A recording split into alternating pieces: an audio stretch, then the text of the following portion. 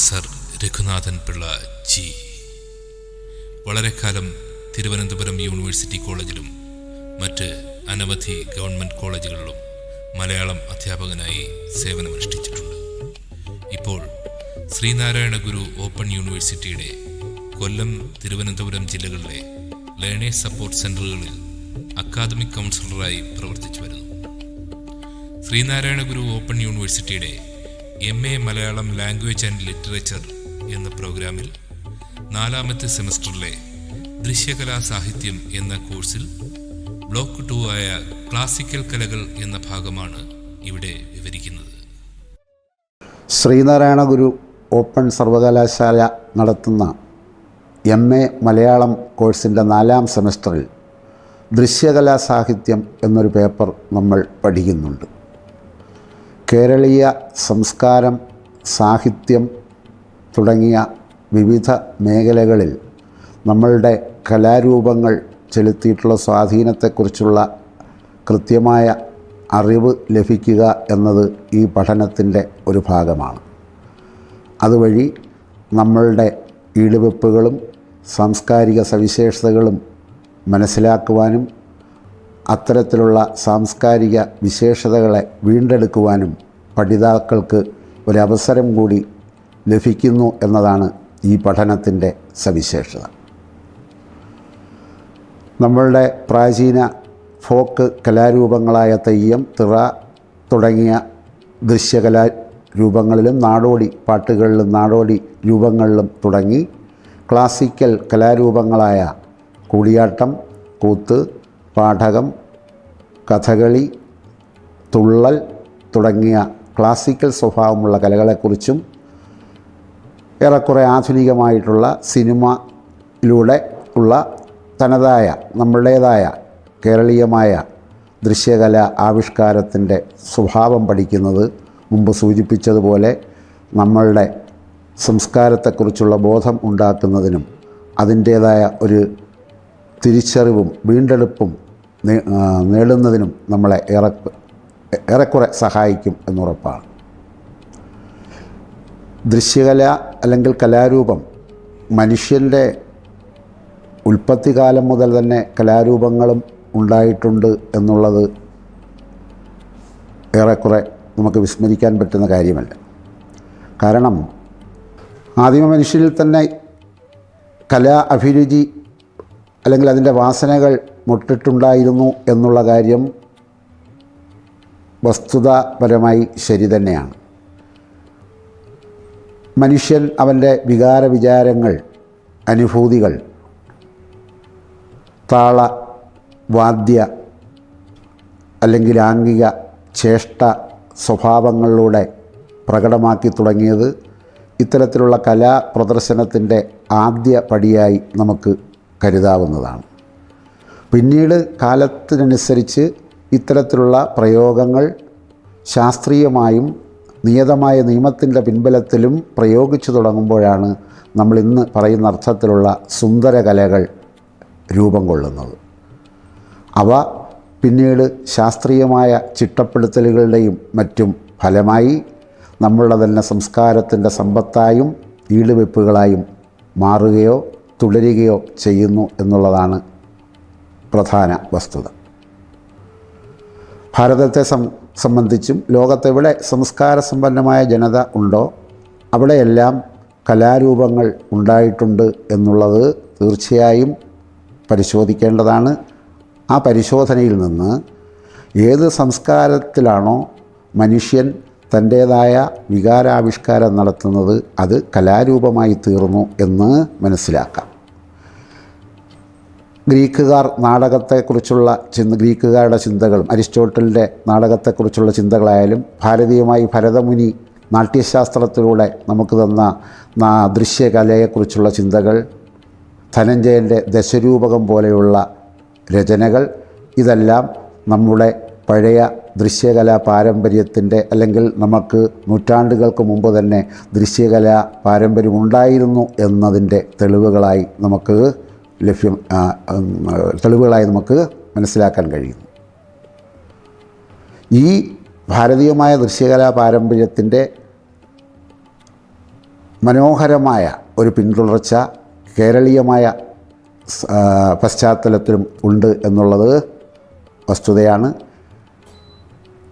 നമ്മുടെ സംസ്ഥാനം ഭാരതത്തിൻ്റെ സ്വഭാവമനുസരിച്ച് ചെറുതാണെങ്കിലും കലാരൂപത്തിൻ്റെ പാരമ്പര്യത്തിൽ നമ്മൾ ഒട്ടും പിന്നിലായിരുന്നില്ല എന്നുള്ളത് നമ്മളുടെ കലകളുടെ വൈവിധ്യം, അതിൻ്റെ എണ്ണം തുടങ്ങിയവ പരിശോധിക്കുമ്പോൾ തീർച്ചയായിട്ടും നമുക്ക്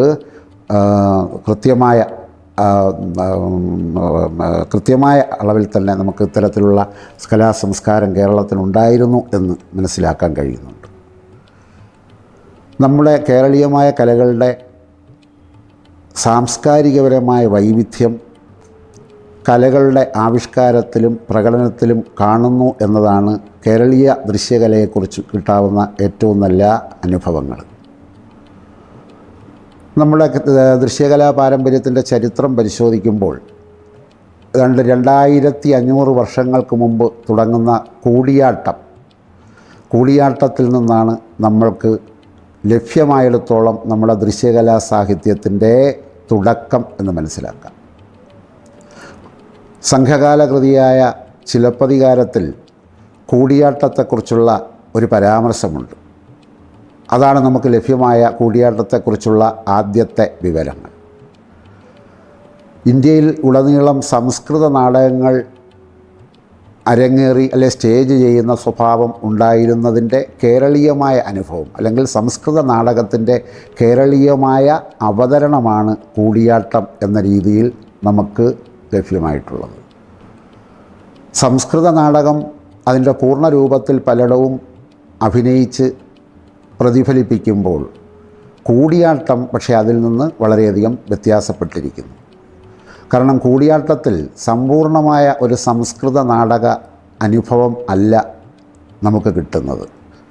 കാരണം അത് ശാസ്ത്രീയമായി വളരെയധികം കൃത്യതയും സൂക്ഷ്മതയും ആവശ്യപ്പെടുന്ന ഒരു കലാരൂപമായതുകൊണ്ട് ഒരു നാടകത്തിൻ്റെ പൂർണ്ണതയായ കഥയ്ക്കപ്പുറത്തായിട്ട് ഒരു നാടകത്തിലെ സംസ്കൃത നാടകത്തിലെ ഏതെങ്കിലും പ്രത്യേക രംഗത്തെയോ അനുഭവത്തെയോ വളരെ കൃത്യമായി ചിലപ്പോൾ ദിവസങ്ങളെടുത്ത് പ്രേക്ഷകൻ്റെ ആസ്വാദകൻ്റെ മുമ്പിൽ അവതരിപ്പിക്കുന്നു എന്നത് കൂടിയാട്ടത്തിൻ്റെ ഒരു സവിശേഷതയാണ്.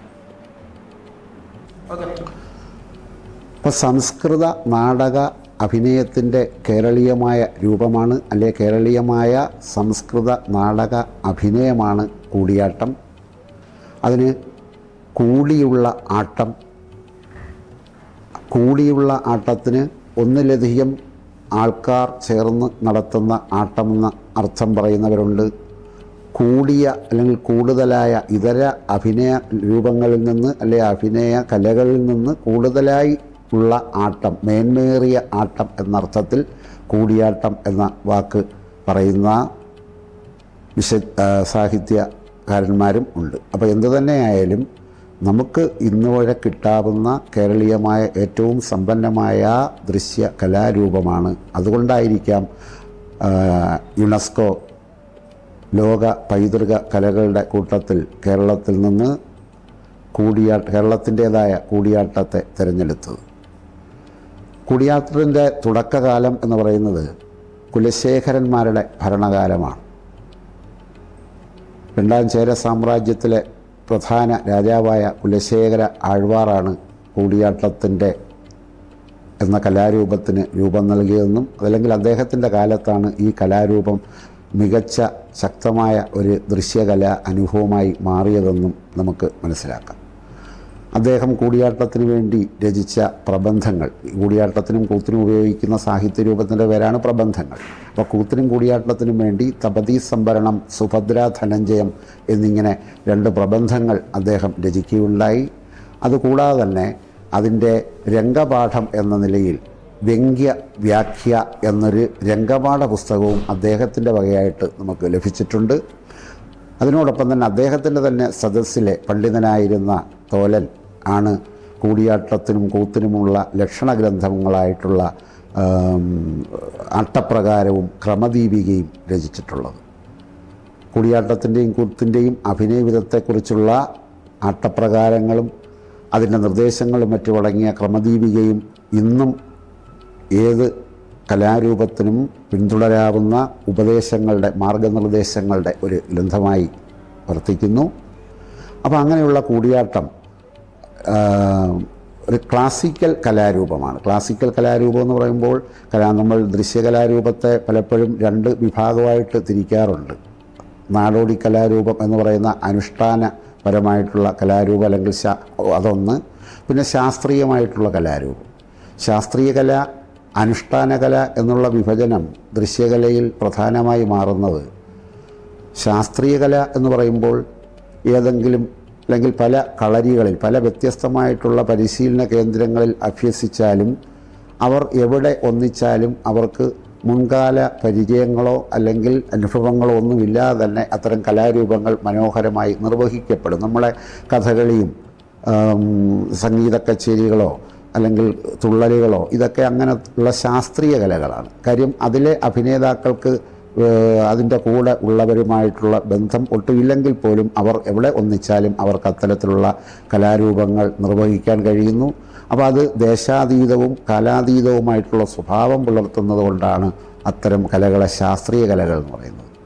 അനുഷ്ഠാന കലകളുടെ സ്വഭാവം അങ്ങനെയുള്ളതല്ല. അതൊരു പ്രത്യേക പ്രദേശത്തിൻ്റെയോ അല്ലെങ്കിൽ ഒരു പ്രത്യേക സംസ്കാരത്തിൻ്റെയോ അനുഭവത്തിൻ്റെയോ ആരാധനയുടെയോ ഒക്കെ അതിൻ്റെയൊക്കെ ഫലമായിട്ട് അല്ലെ അതിനുവേണ്ടിയാണ് അനുഷ്ഠാന കലകൾ ഉണ്ടായിട്ടുള്ളത്. അത് അഭിനയിക്കുന്നവർ അല്ല, അല്ലെങ്കിൽ അത് ആചരിക്കുന്നവർ ആണ് അതിൻ്റെ ഗുണഭോക്താക്കൾ. കണ്ടു നിൽക്കുന്നവരെ സംബന്ധിച്ച് വെറും കാഴ്ചക്കാർ മാത്രമാണ്, ആസ്വാദകർ പോലും ആകണമെന്നില്ല. കാരണം അതിന് ഭക്തിയും ആദരവും ബഹുമാനവും തങ്ങളുടേതായിട്ടുള്ള സാംസ്കാരിക സ്വത്വവും എല്ലാമാണ്. ഇപ്പം കൂത്തും കൂടിയാട്ടവും നമുക്ക് കഥകളി നമ്മൾ കാണുന്നു, ആസ്വദിക്കുന്നു, അതിനൊക്കെ നമുക്ക് ഒട്ടൊരു ബുദ്ധിമുട്ടോ പ്രശ്നങ്ങളൊന്നും ഉണ്ടാകില്ല. പക്ഷേ ഒരു തെയ്യമോ തിറയോ പോലുള്ള കലാരൂപങ്ങൾ അത് അഭിനയിക്കുന്ന ആ കാവുകളുടെയോ കളരികളുടെയോ പുറത്ത് പോയിക്കഴിഞ്ഞാൽ അതിൻ്റെ ഉദ്ദേശശുദ്ധി തന്നെ നഷ്ടപ്പെടുമെന്ന് നമുക്കറിയാം. അത് കാണുന്നവരിലും അല്ലെങ്കിൽ അഭിനയിക്കുന്നവരിലും ഉണ്ടാകുന്നത് അവർക്ക് അവരുടെ ജീവിതത്തോടോ അല്ലെങ്കിൽ അവരുടെ വിശ്വാസത്തോടോ ഉള്ള ആഭിമുഖ്യം പൂർണ്ണമായിട്ടും ഉണ്ടാകുന്നു. അത്തരം അനുഭവമാണ് അനുഷ്ഠാന കലകൾക്കുള്ളത്. അതാണ് തെയ്യം തിറ പോലുള്ള കലകളുടെ സ്വഭാവം. ശാസ്ത്രീയ കലകൾക്ക് മുമ്പ് പറഞ്ഞതുപോലുള്ള അത്തരത്തിലുള്ള അത് ആസ്വാദനം മാത്രമാണ് എൻ്റെ ലക്ഷ്യം. മറ്റത് അനുഭവവും സംസ്കാരവും വിശ്വാസവും അതിൻ്റെ കൂടെ നിൽക്കുന്നു എന്നുള്ളതാണ്. അപ്പോൾ ഈ കൂടിയാട്ടം എന്ന് പറയുന്നത് നമ്മൾ ഈ പറഞ്ഞ രണ്ട് കലകളിൽ ശാസ്ത്രീയ കലകളിൽ വരുന്നു. അതും ഏറ്റവും കൃത്യമായി എല്ലാം തികഞ്ഞ മുമ്പ് പറഞ്ഞതുപോലെ ചതുർവിധ അഭിനയങ്ങളുടെ എല്ലാ മനോഹാരിതകളും യോജിപ്പിച്ചുകൊണ്ടുള്ള കലാരൂപമാണെന്നറിയാം. അത് നടത്തുന്നത് കൂത്തമ്പലങ്ങൾ എന്ന് പറയുന്ന സ്ഥലങ്ങളാണ്. ക്ഷേത്ര മതിൽക്കെട്ടിനകത്തോ അതുപോലെയുള്ള സവർണ അല്ലെങ്കിൽ സമ്പന്നമായിട്ടുള്ള ആസ്വാദകരോ കാഴ്ചക്കാരോ മാത്രം കേന്ദ്രീകരിക്കപ്പെട്ട സ്ഥലങ്ങളിൽ, അത്തരത്തിലുള്ള സ്ഥലങ്ങളിലാണ് ഈ കൂത്തമ്പലങ്ങൾ എന്ന് പറയുന്ന കൂത്തും കൂടിയാട്ടവും നടത്തുന്ന സ്റ്റേജ് എന്ന് നമ്മൾ ഇന്ന് സങ്കല്പിക്കുന്ന രീതിയിലുള്ള സ്വഭാവമുള്ളത്. അപ്പോൾ ആ കൂത്തമ്പലങ്ങളിൽ മാത്രമാണ് ഇത് നടത്തുന്നത്. കേരളത്തെ സംബന്ധിച്ച് തിരഞ്ഞെടുക്കപ്പെടുന്ന അല്ലെങ്കിൽ കൃത്യമായ കുറച്ച് ക്ഷേത്രങ്ങളിൽ മാത്രമാണ് ഇത്തരം കൂത്തമ്പലങ്ങൾ കാണുന്നത്. അപ്പം ഏറ്റവും വലിയ കൂത്തമ്പലം എന്ന് പറയുന്നത് തൃശ്ശൂർ വടക്കുന്നാഥൻ ക്ഷേത്രത്തിലതാണ് ഏറ്റവും വലുതായിട്ട് നമ്മൾ കാണുന്നത്. തിരുമാന്താംകുന്നിലെ ക്ഷേത്രത്തിലാണ് നമ്മൾക്കിന്ന് കണ്ടിട്ടുള്ള ഏറ്റവും ചെറിയ കൂത്തമ്പലം ഉള്ളത്. ക്ഷേത്ര മതിൽക്കെട്ടിന് പുറത്ത് ആകെ കൂത്തമ്പലം ഉള്ളത് തൃശ്ശൂർ കേരള കലാമണ്ഡലത്തിൽ മാത്രമാണ്. അവിടെ അതൊരു പഠന വിഷയമായതുകൊണ്ടാണ് അത്തരത്തിലുള്ള ക്ഷേത്ര മതിൽക്കെട്ടിലെ അതുപോലുള്ള രീതിക്ക് പുറത്തുള്ള ഒരു അവതരണ സമ്പ്രദായത്തിൻ്റെ സ്റ്റേജ് നിർമ്മിക്കപ്പെട്ടിട്ടുള്ളത്. അപ്പോൾ ഈ കൂടിയാട്ടത്തിനെ കുറിച്ചുള്ള അതിൻ്റെ ചില അഭിനയ രീതികൾ അത് ചെറുതായിട്ട് നമുക്കൊന്ന് മനസ്സിലാക്കണം. ചില അഭിനയ രീതികൾ എന്ന് പറയുമ്പോൾ ഹസ്തലക്ഷണ ദീപിക എന്ന് പറയുന്ന അഭിനയ ഗ്രന്ഥത്തിൻ്റെ നിയമങ്ങളനുസരിച്ച് അനുസരിച്ചാണ് മുദ്രകൾ രൂപപ്പെടുത്തിയിട്ടുള്ളത്. എന്നാൽ അഭിനയ വൈവിധ്യം പലപ്പോഴും ഭരതമുനിയുടെ നാട്യശാസ്ത്രത്തെ പിന്തുടർന്നു കൊണ്ടുപോകുന്നതായിട്ട് നമുക്ക് മനസ്സിലാക്കാൻ കഴിയുന്നുണ്ട്. അപ്പം ഹസ്തലക്ഷണ ദീപികയും നാട്യശാസ്ത്രത്തെയും പിന്തുടർന്നുകൊണ്ടുള്ള അഭിനയ മുദ്ര സ്വഭാവം ഇത് പുലർത്തുന്നു. അതുപോലെ തന്നെ നവരസങ്ങളെ അടിസ്ഥാനമാക്കിയുള്ള സാത്വിക അഭിനയം കൂടിയാട്ടത്തിൻ്റെ ഒരു സവിശേഷതയാണ്. നമ്മളുടെ എല്ലാ രസങ്ങളും വളരെ ഗംഭീരമായിട്ട് അല്ലെങ്കിൽ മനോഹരം നമ്മൾ കഥകളിയിലൊക്കെ കേട്ടിട്ടുള്ളത് പോലെ, കഥകളിയിൽ കേട്ടെന്ന് പറഞ്ഞാൽ കഥകളിയെ പോലെയല്ല കൂടിയാട്ടം, നല്ല കൂടിയാട്ടത്തേക്കാൾ ആധുനികമാണ് കഥകളി. എങ്കിലും നമ്മൾക്ക് പരിചയവാക്കുകൾ കഥകളിയിൽ നമ്മൾക്ക് പരിചയമുണ്ടായതുകൊണ്ട് കഥകളിയിൽ നമ്മൾ അറിയപ്പെടുന്ന ആ മനോധർമ്മമാടൽ അല്ലെ ഇളകിയാട്ടം എന്ന് പറയുന്ന രീതിയിലുള്ള മഹത്തായ ആട്ട സ്വഭാവങ്ങളാണ് അതിനുള്ളത്. നേരത്തെ സൂചിപ്പിച്ചില്ലേ, സംസ്കൃത നാടകങ്ങൾ സമ്പൂർണ്ണമല്ല, അതിലെ പ്രത്യേക രംഗങ്ങൾ. ഇപ്പോൾ ഭാസൻ്റെയും ഭാസൻ്റെ നാടകങ്ങൾ കേരളത്തെ സംബന്ധിച്ചാകുമ്പോൾ കേരളീയമായ ആദ്യത്തെ സംസ്കൃത നാടകം എന്ന് പറയുന്ന ആശ്ചര്യ ചൂടാമണി, ശക്തിഭദ്രൻ്റെ ആശ്ചര്യ ചൂടാമണി തുടങ്ങിയ നാടകങ്ങൾ സമ്പൂർണ്ണമല്ല. അതിലെ ഏതെങ്കിലും രംഗങ്ങൾ എടുത്തുകൊണ്ടാണ്, മുമ്പ് പറഞ്ഞ പോലെ 10, 15, 20, 30 അധികം ദിവസങ്ങൾ വരെ എടുത്ത് അഭിനയിക്കുന്ന പ്രത്യേക രംഗങ്ങളുണ്ട്. അപ്പോൾ അത്തരം രംഗങ്ങളുടെ അഭിനയത്തിന് വേണ്ടിയാണ് ഈ നവരസങ്ങളുടെ അഭിനയം ഇത്രയും ദീർഘമായും മനോഹരമായും ആസ്വാദകപ്രധാനമായിട്ടൊക്കെ മാറുന്നതെന്നുള്ളത് നമ്മൾ മനസ്സിലാക്കേണ്ടിയിരിക്കുന്നു. പിന്നീട് ആഹാര്യാഭിനയം, അതായത് വേഷഭൂഷാദികളിലൂടെയുള്ള ആഹാര്യാഭിനയവും കൂടിയാട്ടത്തിൻ്റെ ഒരു സവിശേഷതയാണ്. കഥകളിയിൽ നമ്മൾ കേട്ടതുപോലെ തന്നെ പച്ച, കത്തി, കരി, താടി, മിനുക്ക് തുടങ്ങിയിട്ടുള്ള എല്ലാ വേഷവിധാനങ്ങളും കൂടിയാട്ടത്തിലും ഉണ്ട് എന്നുള്ളതാണ് വിശേഷത. അപ്പോൾ എന്തുകൊണ്ടും മികച്ച ഒരു ദൃശ്യ കലാരൂപമാണ് കൂടിയാട്ടം.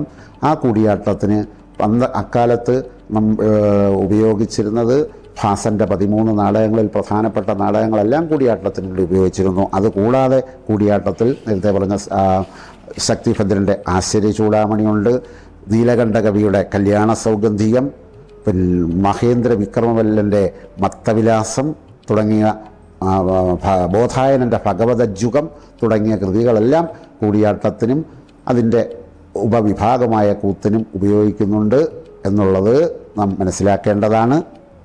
ഇനി നമുക്ക് അതിനകത്ത് അറിയേണ്ടുന്നത് ഇതിൻ്റെ ഏകാഭിനയം കൂത്ത്, അനേകാഭിനയം കൂടിയാട്ടം എന്നൊരു ചൊല്ലുണ്ട്. അതിൽ അനേകാഭിനയം കൂടിയാട്ടമാണ് നമ്മൾ സൂചിപ്പിച്ചത്. അതിൽ ഏകാഭിനയമായ കൂത്തിനെക്കുറിച്ചാണ് ഇനി നമുക്ക് ചെറുതായിട്ടൊന്ന് മനസ്സിലാക്കാനുള്ളത്. അതിൻ്റെ ചെറിയൊരു പരിചയപ്പെടുത്തൽ മാത്രമാണ് നമ്മൾ നടത്തുന്നത്.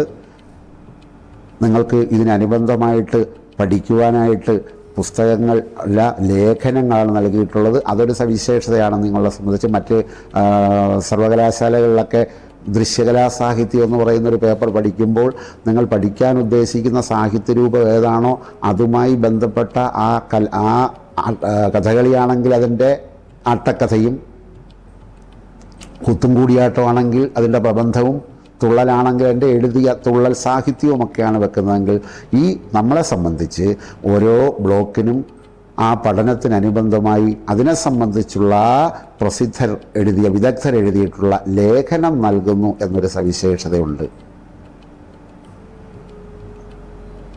അത് ഈ പഠനത്തെ സംബന്ധിച്ച് നിങ്ങൾക്ക് നിങ്ങളുടെ മറ്റ് കവിതാ പേപ്പറുകളിൽ നിങ്ങൾ ഇത്തരത്തിലുള്ള സാഹിത്യകൃതികൾ പഠിക്കുന്നു. പക്ഷേ ഇവിടെ ഈ ലേഖനം പഠിക്കുമ്പോൾ നിങ്ങൾക്ക് ഈ കലകളുടെ ശാസ്ത്രീയതയെക്കുറിച്ചോ അതിൻ്റെ സാംസ്കാരികപരമായ സവിശേഷതകളെക്കുറിച്ചൊക്കെ കൂടുതൽ മനസ്സിലാക്കാൻ കഴിയുന്ന രീതിയിൽ ഒരു പ്രയോജനം കൂടി ഉണ്ട് എന്ന കാര്യവും വിസ്മരിക്കാൻ പറ്റുന്നതല്ല. അപ്പം കൂത്ത് എന്നതിലേക്ക് നമുക്ക് തിരിച്ചു വരാം. എന്താണ് കൂത്തെന്ന് പറയുമ്പോൾ ഈ കൂടിയാട്ടത്തിലെ തന്നെ വിദൂഷകൻ രംഗത്ത് വന്ന് പുരാണ കഥകൾ അവതരിപ്പിക്കുന്ന ഏക അഭിനയമാണ് കൂത്ത് എന്നതുകൊണ്ട് ഉദ്ദേശിക്കുന്നത്. വാചിക പ്രധാനമാണെങ്കിലും ഏകാഭിനയത്തിൻ്റെ എല്ലാ സാധ്യതകളും അനന്ത സാധ്യതകളെല്ലാം പ്രയോജനപ്പെടുത്തി അവതരിപ്പിക്കുന്ന കലാരൂപമാണ് കൂത്ത്.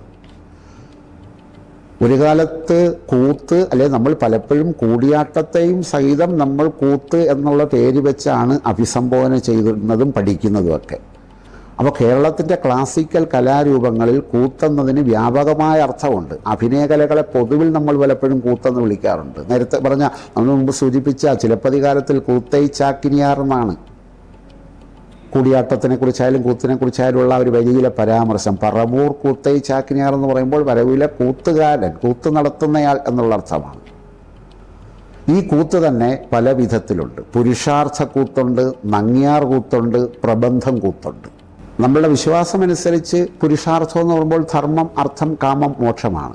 പക്ഷേ നമ്മളുടെ പുരുഷാർത്ഥക്കൂത്തിലെ പുരുഷാർത്ഥങ്ങൾ എന്ന് പറയുമ്പോൾ വിനോദം, വഞ്ചനം, അശനം, രാജസേവ എന്നിങ്ങനെ ലൗകിക ജീവിതവുമായിട്ട് നമ്മുടെ ദൈനംദിന ജീവിതവുമായി ബന്ധപ്പെട്ട വസ്തുതകളെ പരിഹാസ രൂപത്തിൽ അവതരിപ്പിക്കുകയാണ് കൂത്തിനകത്ത് ചെയ്യുന്നത്.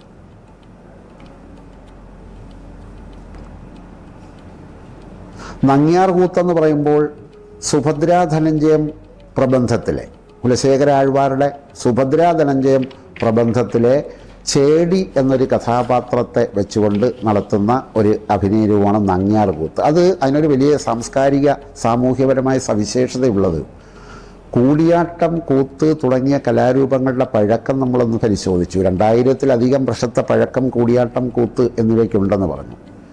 അന്ന് തന്നെയാണ് നങ്ങ്യാർ കൂത്തുമുള്ളത്. ഈ നങ്ങ്യാർ കൂത്ത് സ്ത്രീകൾ മാത്രം അഭിനയിക്കുന്ന കൂത്താണ്.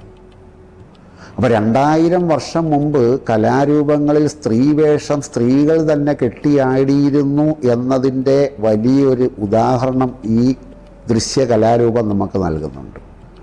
അപ്പോൾ സമൂഹത്തിൽ സ്ത്രീ പുരുഷ ബന്ധത്തിൻ്റെ സ്വഭാവം എങ്ങനെയായിരുന്നു എന്ന്, പഴയ കാലത്ത് എങ്ങനെയായിരുന്നു എന്ന് മനസ്സിലാക്കാൻ ഈ നങ്ങ്യാർ കൂത്ത് എന്ന കലാരൂപം സഹായിക്കുന്നു. 16-ാം നൂറ്റാണ്ടിൽ, ഇതിപ്പം ക്രിസ്തുവർഷ ആരംഭത്തോടനുബന്ധിച്ചാണ് കൂടിയാട്ടവും കൂത്തുമൊക്കെ വ്യവസ്ഥാപിതമായിട്ടുള്ളത്. അതല്ലെങ്കിൽ മുമ്പ് പറഞ്ഞ കുലശേഖരന്മാരുടെ കാലം ആയിക്കോട്ടെ.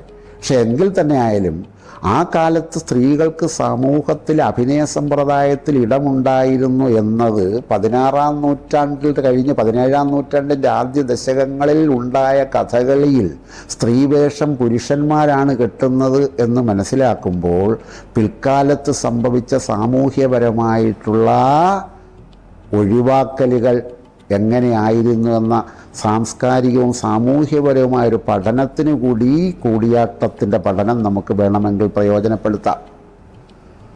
അപ്പോൾ അങ്ങനെയുള്ള നങ്ങ്യാർ കൂത്തുണ്ട്. പിന്നെ ഇന്ന് നമ്മൾ കൂത്ത് എന്ന് പറയുന്ന, കൂത്തെന്ന് വിളിക്കുന്ന യഥാർത്ഥ കൂത്ത് പ്രബന്ധം കൂത്താണ്.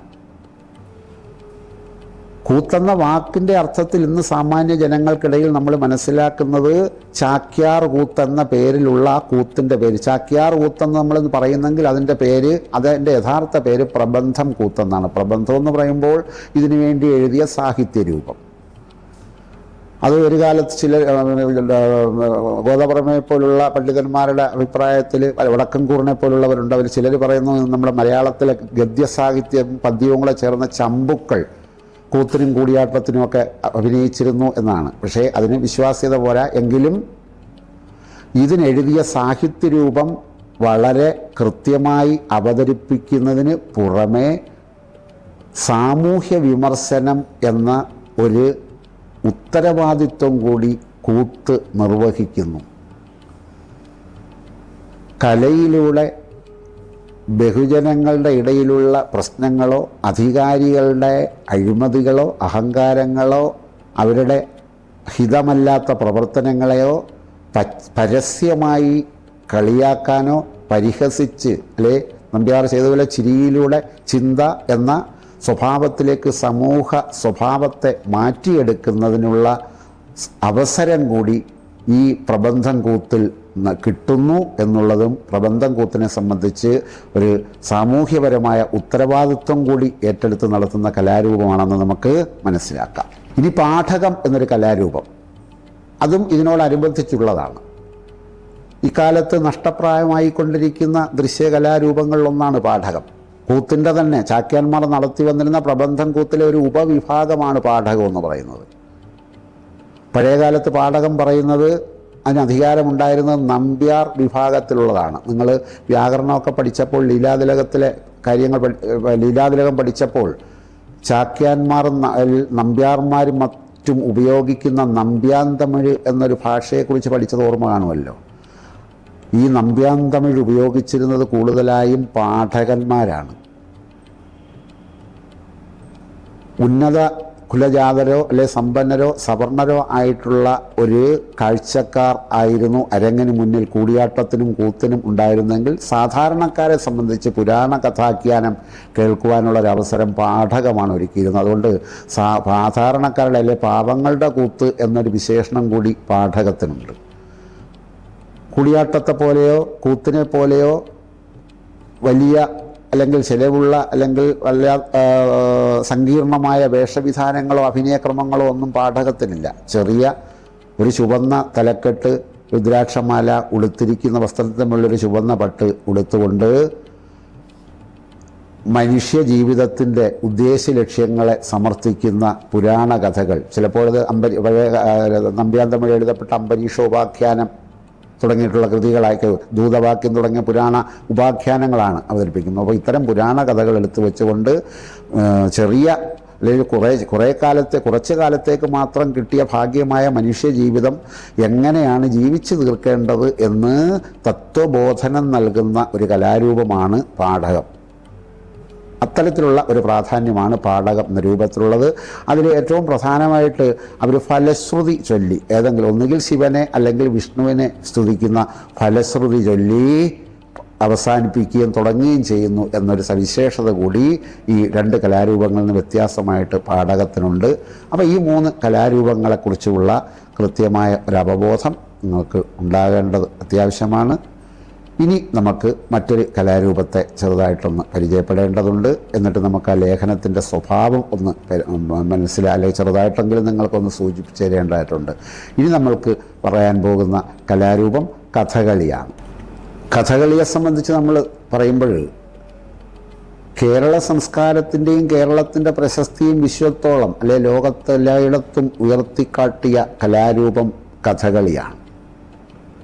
ശാസ്ത്രീയമായി മികച്ചത് കൂടിയാട്ടമാണെങ്കിലും ലോകത്തിൻ്റെ മുന്നിൽ കേരളം കലാരൂപത്തിൻ്റെ പേരിൽ അറിയപ്പെട്ടുകൊണ്ടിരിക്കുന്നത് കഥകളിയിലൂടെയാണെന്നുള്ള കാര്യം നമുക്ക് എല്ലാവർക്കും അറിയാവുന്നതാണ്. അപ്പോൾ ഈ കഥകളി കൂടിയാട്ടത്തിനേക്കാൾ കുറച്ചുകൂടെ സാങ്കേതികത്വം കുറഞ്ഞതും സംസ്കൃത ബഹുലത അല്പം കുറഞ്ഞതും ഒക്കെയായ കൂടുതൽ ആസ്വാദ്യത, കൂടിയാട്ടത്തേക്കാൾ ലഘുവായ ആസ്വാദന പ്രയാസം വേണ്ടി വന്നിട്ടുള്ളതുമായ ഒരു കലാരൂപം എന്ന നിലയിലും നമ്മുടെ സുകുമാരകലകളുടെ എല്ലാം മേളനം എന്നുള്ള അർത്ഥത്തിൽ നൃത്തം, വാദ്യം, ഗീതം, അഭിനയം, ചിത്രകല, ശില്പകല എന്നിങ്ങനെ മനുഷ്യനിർമ്മിതമായിട്ടുള്ള എല്ലാ സൗന്ദര്യ കലകളുടെയും സുകുമാരകലകളുടെയും മേളനം ഉണ്ട് കഥകളിയിൽ എന്നുള്ളത് ഏറെ സവിശേഷമായ ഒരു വസ്തുതയാണ്. ഒരു കാലത്ത് അവഗണിക്കപ്പെടുകയോ അല്ലെങ്കിൽ പ്രചാരലോപം സംഭവിക്കുകയോ ചെയ്തിരുന്ന ആ കലാരൂപം ഇപ്പോൾ ഞാൻ തുടക്കത്തിൽ സൂചിപ്പിച്ച നമ്മുടെ സാംസ്കാരികപരമായ വീണ്ടെടുപ്പുകൾ അല്ലെങ്കിൽ നമ്മെക്കുറിച്ചുള്ള തിരിച്ചറിവുകൾ അതിൻ്റെ ഫലമായിട്ട് കുറേയധികം അരങ്ങുകളും പ്രചരണവും പ്രോത്സാഹനമൊക്കെ ഇപ്പോൾ ലഭിച്ചുകൊണ്ടിരിക്കുന്നൊരു കലാരൂപം ആണ്. അതായത് നമ്മൾ നഷ്ടപ്പെട്ടു പോകുമായിരുന്ന ക്ലാസിക്കൽ കലാരൂപങ്ങളിൽ ശക്തമായി തിരിച്ചു വന്ന് നിലനിൽക്കുന്ന ഒരു കലാരൂപം എന്ന സവിശേഷത കൂടി കഥകളിക്കുണ്ട്. കഥകളി ആസ്വാദകർ കേരളത്തിൽ വർദ്ധിച്ചുകൊണ്ടിരിക്കുകയാണെന്ന് നമുക്കറിയാം. അപ്പോൾ അങ്ങനെയുള്ള കഥകളിയുടെ ഒരു സ്വഭാവം അല്ലെ കഥകളി, അതിൻ്റെ ഉൽപ്പത്തിക്ക് പിന്നിൽ പലരും ഐതിഹ്യം പറയുന്നുണ്ട്. ഗുരുവായൂർ ക്ഷേത്രത്തിലോ സാമൂതിരി കോവിലകങ്ങളിലും മാത്രം അഭിനയിക്കുന്ന കൃഷ്ണനാട്ടത്തിൻ്റെ അതിനോടനുബന്ധിച്ച് അത് അഭിനയിക്കുവാൻ ഉള്ള വിമുഖത അതിൻ്റെ ഉത്തരവാദിത്തപ്പെട്ടവർ കാണിച്ചപ്പോൾ അതിൽ പ്രതിഷേധിച്ചാണ് കഥകളിയുടെ പൂർവ്വരൂപമായ അഭിനയകല. കഥകളിയുടെ പൂർവ്വരൂപം എന്ന് പറയുമ്പോൾ നമുക്കറിയാം രാമനാട്ടമാണ്. കൊട്ടാരക്കര തമ്പുരാനുമായി ബന്ധിപ്പിച്ചും കോഴിക്കോട് മാനവേദൻ സാമൂതിരിയുമായി ബന്ധിപ്പിച്ചുമാണ് ഈ ഐതിഹ്യം എന്തുവാകട്ടെ എങ്കിലും രാമനാട്ടം എന്നുള്ളത് കൃഷ്ണനാട്ടത്തിനെ സ്വാധീനിച്ചതോ അല്ലെങ്കിൽ കൃഷ്ണനാട്ടവുമായിട്ട് കുറച്ചെങ്കിലുമൊക്കെ ബന്ധമുള്ളതുമായ ഒരു കലാരൂപമായിരുന്നു. കൊട്ടാരക്കര തമ്പുരാനാണ് പറഞ്ഞ പോലെ ബാലരാമവർമ്മ എന്നൊക്കെ അറിയപ്പെടുന്ന, കൃത്യമായ പേരുകൾ ആരും പറയുന്നില്ല എങ്കിലും ഉള്ളൂരിനെ പോലുള്ളവർ ഇങ്ങനെയൊരു പേരൊക്കെ പറയുന്നുണ്ട്. അപ്പോൾ അങ്ങനെയുള്ള കൊട്ടാരക്കര തമ്പുരാൻ, അതാണ് ഏറ്റവും കൂടുതൽ പ്രചാരത്തിലുള്ള പേര്. കൊട്ടാരക്കര തമ്പുരാൻ ആവിഷ്കരിച്ച കലാരൂപമാണ് കഥകളി. 17-ാം നൂറ്റാണ്ടിൻ്റെ ആദ്യ കാലങ്ങളിലായിരിക്കണം കഥകളിയുടെ രൂപപ്പെടൽ. കാരണം മാമാങ്കം കിളിപ്പാട്ട് പോലുള്ള കൃതികളിൽ കഥകളിയെക്കുറിച്ചും കഥകളിയുടെ പൂർവ്വരൂപമായ രാമനാട്ടം അഭിനയിക്കുന്നതിനും കൂടിയാട്ടവും രാമനാട്ടമൊക്കെ അഭിനയിക്കുന്നതിനെക്കുറിച്ചൊക്കെ പരാമർശമുണ്ട്. അപ്പം അതിനു മുമ്പായിരിക്കണമല്ലോ രാമനാട്ടത്തിൻ്റെ കാലം. അപ്പോൾ ഈ രാമനാട്ടം എന്ന് പറയുന്നത് കഥകളിയുടെ പൂർവ്വരൂപമാണെന്ന് നമുക്ക് എല്ലാവരും ഇപ്പോൾ ഉറപ്പിച്ചിരിക്കുന്നൊരു വസ്തുതയാണ്. അപ്പം അതെന്താണെന്ന് വെച്ചാൽ കൃഷ്ണനാട്ടം ഭാഗവതത്തിലെ ശ്രീകൃഷ്ണൻ്റെ കഥ 8 ഭാഗങ്ങളിലായി 8 ദിവസങ്ങളിലായി അഭിനയിക്കുകയാണെങ്കിൽ അതിനെ മനോഹരമായി അനുകരിച്ച് രാമായണ കഥ പുത്രകാമേഷ്ടി മുതൽ രാവണവധം അല്ലെങ്കിൽ പട്ടാഭിഷേകം വരെയുള്ള 8 ദിവസങ്ങളിലായി വിഭജിച്ച് ആണ് രാമനാട്ടം എന്ന കലാരൂപമുണ്ട്. ഈ രാമനാട്ടത്തിൻ്റെ പരിഷ്കരിച്ച രൂപമാണ് കഥകളി. അതിൻ്റെ പരിഷ്കരണത്തിന് പല ഘട്ടങ്ങൾ നമ്മൾ കേട്ടിട്ടുണ്ട്. കോട്ടയം തമ്പുരാൻ എന്ന് പറയുന്ന മഹാനായ ആട്ടക്കഥാകാരൻ 4 ആട്ടക്കഥകളിലൂടെ ഭഗവതവും കല്യാണ സൗഗന്ധികം, കൃമീരവധം, കാലകേവധം എന്നീ 4 ആട്ടക്കഥകളിലൂടെ കൊട്ടാരക്കര തമ്പുരാൻ അദ്ദേഹത്തിൻ്റെ കളരിയിൽ നിന്ന് പഠിച്ച് പിന്നെ ടി രാരിശ്വമേനോനെ പോലെയുള്ള കല്ലുവഴിച്ചിട്ട തുടങ്ങിയ പുതിയ പുതിയ ചിട്ടകൾ, അത് പലവിധ ചിട്ടകളുണ്ട്, അതൊന്നും വിശദമായിട്ട് പറയാനുള്ള സമയമില്ല. അപ്പം പല വിധത്തിലുള്ള അഭിനയ വൈവിധ്യത്തിലൂടെ കടന്നു വന്ന് കേരള കലാമണ്ഡലത്തിലൂടെ പ്രതിഷ്ഠ നേടി ഇന്ന് ഞാൻ തുടക്കത്തിൽ പറഞ്ഞതുപോലുള്ള വിശ്വത്തോളം വ്യാപിച്ച പ്രസിദ്ധിയായിട്ട് നിൽക്കുന്ന കലാരൂപമാണ് കഥകളിയിൽ. ഈ കൂടിയാട്ടത്തിൽ നമ്മൾ പറഞ്ഞ മാതിരിയുള്ള മനുഷ്യ സ്വഭാവത്തിനെ കേന്ദ്രീകരിച്ചുള്ള സത്വരജസ്തമോ ഗുണങ്ങളായ മാനവിക സ്വഭാവത്തിൻ്റെ അനുസരിച്ചുള്ള പച്ച, കത്തി, കരി, താടി, മിനുക്ക് തുടങ്ങിയ വേഷവൈവിധ്യങ്ങളുണ്ട്. കൂടിയാട്ടത്തിൽ മിഴാവാണ് വാദ്യമെങ്കിൽ കഥകളിയിൽ മദ്ദളവും ചേങ്ങിലയും ഇലത്താളവും തുടങ്ങിയ 4 പ്രധാന വാദ്യങ്ങൾ. കഥകളിയുടെ കഥ തുടങ്ങുന്നതിന് മുമ്പ് കഥയിലേക്കുള്ള ആമുഖം എന്നതിൻ്റെ പ്രധാനപ്പെട്ട ചില കേളിക്കൈ, തോടയം, ഇഷ്ടദേവതാസ്തുതി, പുറപ്പാട്, മഞ്ജുതര തുടങ്ങിയ ക്രമത്തിലുള്ള ചില കഥകളിയുടെ പൂർവ്വ ചടങ്ങുകൾ. ഇളകിയാട്ടം, മനോധർമ്മമാടലെന്ന് മുമ്പ് സൂചിപ്പിച്ചുള്ള കഥകളിയിലെയും അഭിനയ വൈവിധ്യങ്ങൾ. അങ്ങനെയുള്ള കഥകളിയുടെ സാഹിത്യ രൂപമാണ് ആട്ടക്കഥ.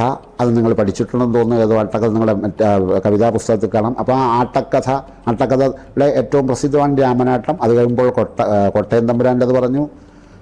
പിന്നീട് അശ്വതി തിരുനാൾ തമ്പുരാൻ്റെ പ്രസിദ്ധമായ ആട്ടക്കഥകൾ, ഇരയിമൻ തമ്പിയുടെ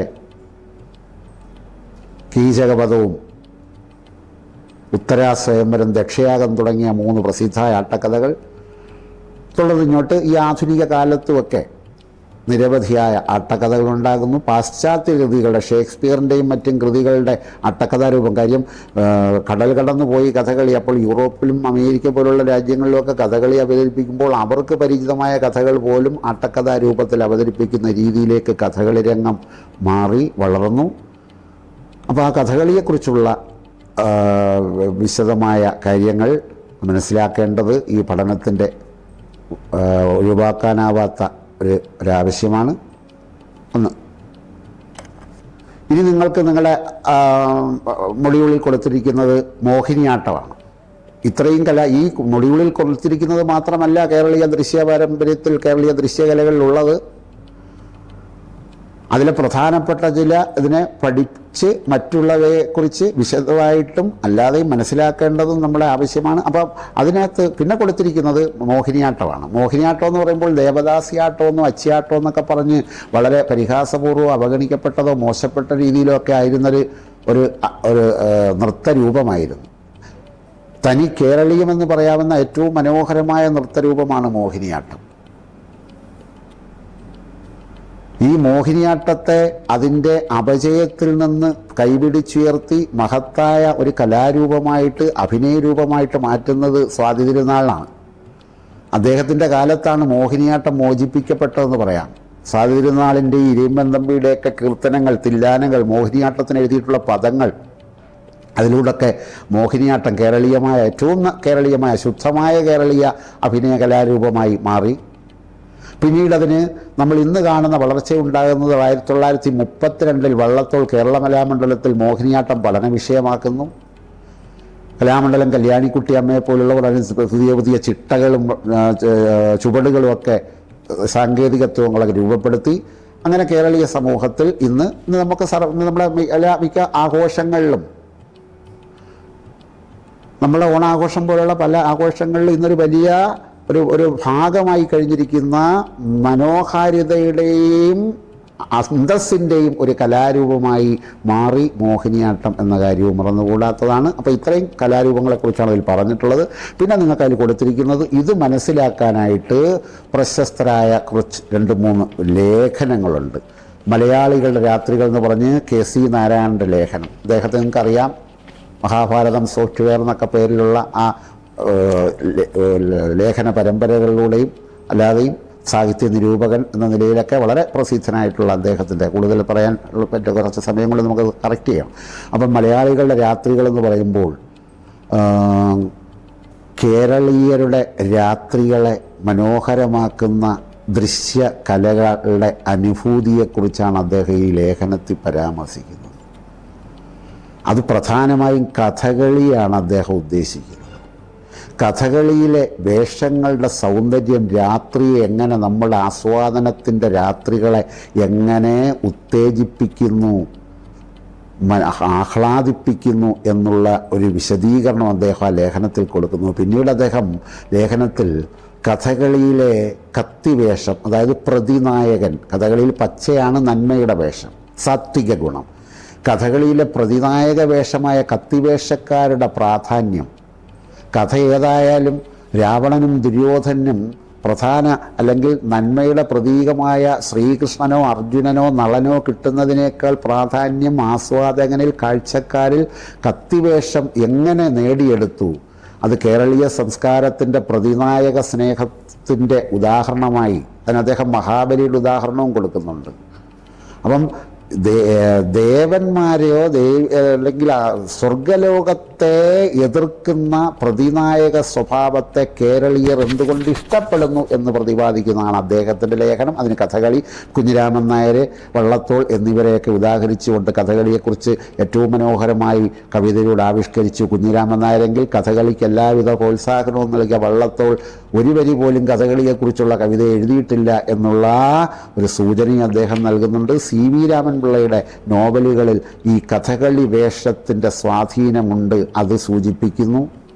CN ശ്രീകണ്ഠൻ നായരുടെ നാടകത്തിൻ്റെ പ്രാധാന്യം, അദ്ദേഹത്തിൻ്റെ ഏറ്റവും മികച്ച നാടകമായി ലങ്കാലക്ഷ്മി മാറുന്നത് പ്രതിനായക സങ്കല്പത്തെ കേരളീയർ ഇഷ്ടപ്പെടുന്നത് കൊണ്ടാണെന്നുള്ള വിശദീകരണം നൽകുന്നു. മറ്റൊരു ലേഖനം വീണപൂവും കഥകളിയും എന്ന R വിശ്വനാഥൻ എഴുതിയ ലേഖനമാണ്. അതിലദ്ദേഹം പച്ചയുടെ പ്രാധാന്യവും, പച്ച വീണപൂവ് എന്നുള്ളത് പച്ച ഇലകളുള്ള ചെടിയിലെ ചുവന്ന പൂവാണ് വീണത്. പച്ച എപ്പോഴും നിലനിൽക്കുകയും ചുവപ്പ് വീഴുകയും ചെയ്യും. പക്ഷേ മലയാളികൾക്ക് പച്ചയോടിഷ്ടം വളരെയധികം ഉണ്ടെങ്കിലും ചുവപ്പിനോടുള്ളതാണ് കൂടുതൽ ഇഷ്ടം എന്ന് കഥകളിയെയും വീണപൂവെന്ന ആശാൻ്റെ കവിതകളുടെ സൂചനയും നൽകിക്കൊണ്ട് മലയാളികൾക്ക് ചുവപ്പിനോടുള്ള പ്രിയത്തെ അടയാളപ്പെടുത്തുന്ന ഒരു ലേഖനമാണ് വീണപൂവും കഥകളിയും.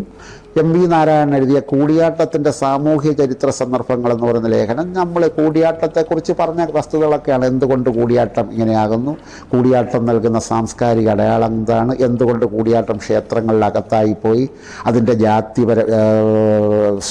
ജാതിപരമായിട്ടുള്ള അല്ലെ അവർണ വ്യതിയാനത്തിൻ്റെ അനന്തരഫലമായിട്ടുള്ള അതിൻ്റെ സ്വഭാവങ്ങൾ, കൂടിയാട്ടത്തിൻ്റെ വൈവിധ്യങ്ങൾ, കൂടിയാട്ടം കേരളീയ സമൂഹത്തിൽ ചെലുത്തിയിട്ടുള്ള സ്വാധീനങ്ങൾ, ഇതെല്ലാം കൂടെ ചേർത്താണ് ആ ലേഖനം അദ്ദേഹം എഴുതിയിട്ടുള്ളത്. ഈ മലയാളികളുടെ രാത്രികൾ എന്ന ലേഖനം വായിക്കുമ്പോൾ രാവേ നീ പോകരുതെന്നും പറഞ്ഞ അയ്യപ്പ പണിക്കരുടെ കവിതയുണ്ട്. കലാമണ്ഡലത്തിൻ്റെ അല്ലെങ്കിൽ മണൽപ്പുറത്തുണ്ട് ഒരു രാത്രി മുഴുവൻ കേരളീയ കലകളുടെ അനുഭൂതി ഉണ്ടാക്കുന്ന. അപ്പം ഇത്തരത്തിൽ ഈ നമ്മൾ ആ വിഷയസംബന്ധമായിട്ടുള്ള അട്ടക്കഥകളോ പ്രബന്ധങ്ങളോ തുള്ളൽ കൃതികളോ പഠിക്കുന്നതിന് പകരം അതിനെക്കുറിച്ചുള്ള ലേഖനങ്ങൾ പഠിക്കുന്നതിലൂടെ ഇതിൻ്റെ സ്വഭാവം എന്തെന്നും അത് ചെലുത്തിയിട്ടുള്ള സ്വാധീനം എന്തെന്നും നമ്മുടെ സംസ്കാരത്തിൽ അതുണ്ടാക്കിയിട്ടുള്ള മാറ്റങ്ങൾ എന്തെന്നും കൂടി മനസ്സിലാക്കുവാൻ ഇത്തരം ലേഖനങ്ങളുടെ പഠനം ഉപകരിക്കും. അതെല്ലാം കൃത്യതയോടും ശ്രദ്ധയോടും കൂടി നിങ്ങൾ വിശദമായി നിങ്ങളുടെ SLM വായിച്ച് മനസ്സിലാക്കണമെന്ന് അഭ്യർത്ഥനയോടുകൂടി നിർത്തും.